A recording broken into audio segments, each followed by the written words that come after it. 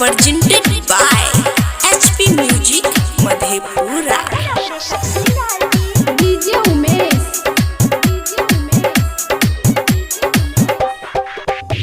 धंधोपनी में जोपना तो हद गे छौदिया भूइया झुकला रहतौगे।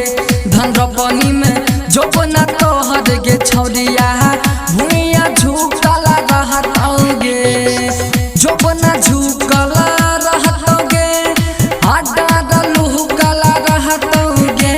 तो दिन भर कादो में गे छौदिया टांग घुसला रहतौगे। धंधोपनी में जोपना तो हद गे छौदिया भूइया झुकला रहतौगे। presented by HP Music Madhepura। Sukhipur बाजार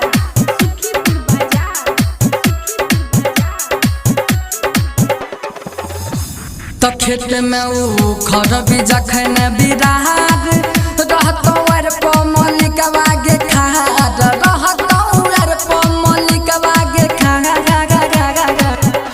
तो खेत में ऊ खर बीजा खैने बिरार रहतो अर प मलिकवा गे खार रहतो अर प मलिकवा गे खार। मलिकवा के देखी है छौरी न जहाँ जोबना पर घुसला रहतौगे। धंधोपनी में जोबना तो हद गे छौरी भूइया झुकला रहतौगे। DJ Umesh presented by HP Music Madhepura।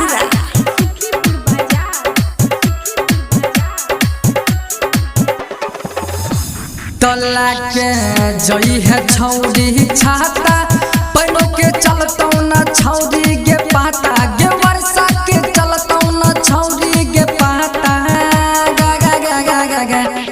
तला के जई है छौरी छाता पैनो के चलतौ न छौरी गे पाता गे पैनो के चलतौ न तोरा गे पाता गा गा गा।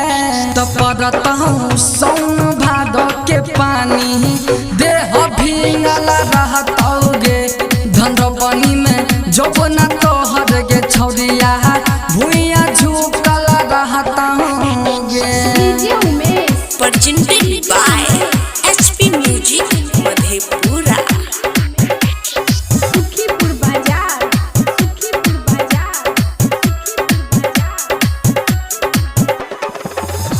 तो कादो कर तो सौरभ यादो उरिया बुनतौगे सुमन सागर उरिया छिटतौगे सुमन सागर गा गा गा।